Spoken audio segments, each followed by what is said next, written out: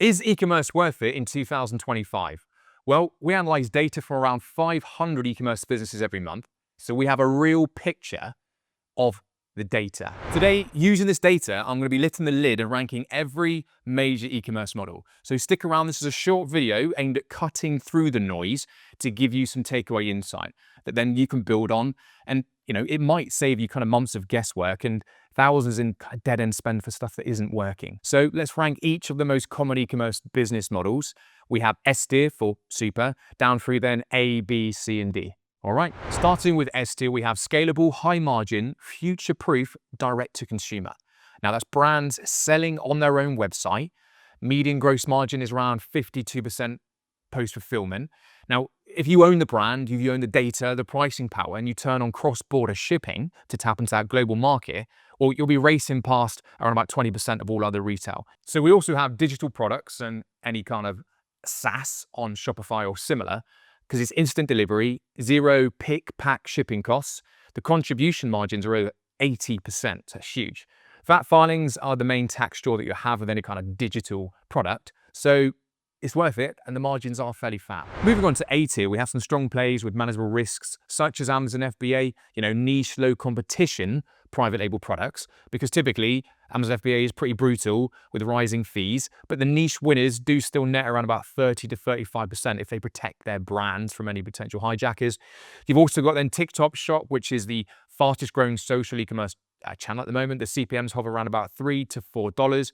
And it's driven by kind of impulse buying. So you ride the trend waves and you'll always be able to pivot to the next one. Up next, we have B tier, which is profitable but narrow lanes, which is eBay resale or retail arbitrage. There are margins here, but it's a constant battle to win the buy box. It's great for cash flow velocity, but you build zero brand equity and you live at the mercy of policy shifts. Then there's also Amazon Wholesale, so you buy branded goods in bulk, list on existing ASINs, and fight for the buy box. Wholesale sellers clear near 15 to 25% gross margin, but brand gating, price wars, and Amazon's ever-rising fee stack are the headwinds. So make sure you have a good deal with your wholesaler so you can compete on the crowded buy box. We also have then Etsy Handmade, which was ultra-loyal micro niches and low CAC. Yet scale tops out fast. Etsy sellers base fell to 5.6 million in Q4 2024, and total Etsy sales shrank by around about 3% year on year. So proof the ceiling comes sooner than on other mass marketplaces. Use it to validate SKUs, then graduate winners to Shopify and TikTok Shop. Moving swiftly on to C tier, which is kind of hard mode, print on demand, storefronts, easy launch, brutal scale. The base gross margin before advertising hover around about 20 to 30%. But once you add Meta, TikTok ads, refunds, and platform fees, net drops to around about 5 to 8%. It's great for side cash, but when it comes to growing past kind of lifestyle income, unless you own the viral niche, it's difficult. We've then got kind of high ticket drop shipping, say 300 plus per item. It's bigger margins per order, yet the CAC spikes fast, and return shipping is a wallet punch.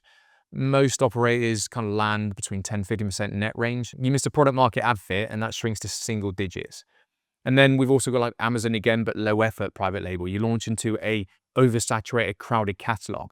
You can watch those CPCs climb every year, and then the copycat sellers will come in and just undercut your price. So when it comes to the margins, it's just going to flatline. Finally, moving on to D tier, which I'll be honest, just don't waste your time in 2025. Let's start with generic AliExpress dropshipping. Standard shipping is around 15 to 45 days. Now that's an eternity when it comes to Prime Land.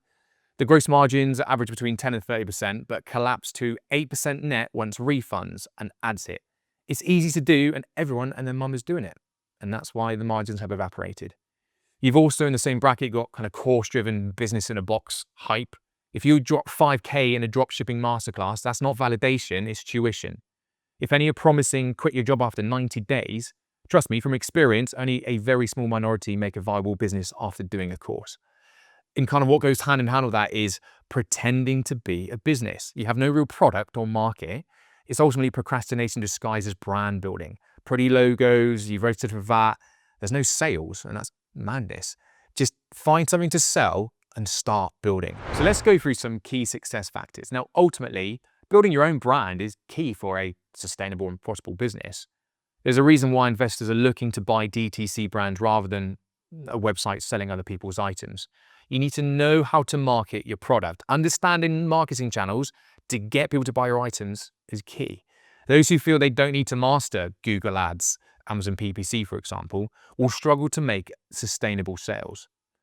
Being a good marketer can sometimes beat a poor product, and being a bad marketer can be a death knell of a great product. Focus on generating sales. Don't waste your money on courses or any needless subscriptions. Find a decent product and start learning how to market it. So if I just give you a quick action plan, pick one of the S or A tier models that matches your investment opportunity, ultimately, and your skill set. I would say only venture into the lower tiers if you are a master of digital marketing. You need to factor in realistic landed costs. You've got duty, ad spend, and then any potential refunds. It's best to launch lean, iterate fast, and then reinvest those profits. Stay compliant on every tax front so you don't trip up further down the line, and you need to measure regularly and then ultimately pivot before the market does. Now, if this video has opened your eyes, please hit the subscribe. Drop your questions below. No fluff, I'll answer you straight. But until next time, remember, clear numbers, better decisions, more profit. Take care.